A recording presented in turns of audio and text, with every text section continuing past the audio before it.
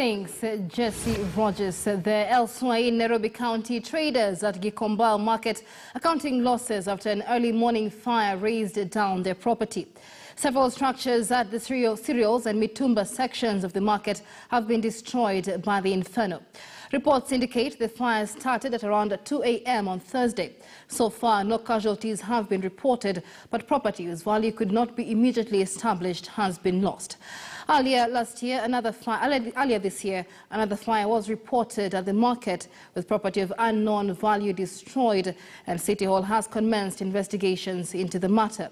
Interior PS Karanja Kibicho visited the market and says there are individuals behind the fire in the hope of owning the land. Let's listen in to part of what he had to say. Leadership here, working together with the community here, we try to understand what causes these fires. We in government do not believe that these fires are natural. We in government believe that there are some people who think by displacing the business people here, that they'll have an opportunity to develop this land on selfish grounds.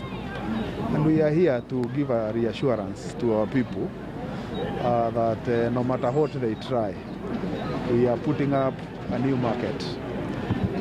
Here, we are putting up another new market in Starehe, and we will continue with the effort of putting up new markets to ensure that the people who do their businesses here are absorbed. And unfortunately, there are people who believe that when the business people who are using this space are evacuated, then they'll have an opportunity to use this land as private people. We want to assure the country that when eventually we free this space, it will convert to space for public utility. This is public space, and there is no way it will convert to private use. So we just want to warn the people who we believe are behind this, that it is exercise in futility. Gikomba is public land, and it shall be used for public purposes, even after we relocate the traders who are here into the new markets that we are building. We are also aware that there are people who live here, and we can see the extent of damage that has been caused to the residential spaces here. And with the leadership, we are going to speak to see what alternatives we are going to provide, so that we also don't have people who are displaced from their homes and they don't have anywhere to spend their night tonight. That the devils who have done this should be alert to the fact that they would never get away with it. This land is a public land.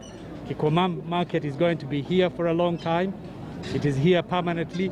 Forget about your dreams of displacing them by destroying their property. I also want to urge the government to sort of accelerate the assistance that they're going to extend to the community that has been affected.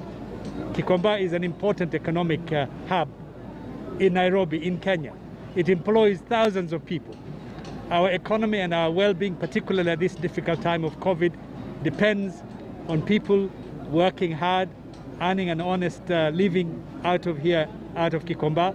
And I urge the government to help them to stand back on their feet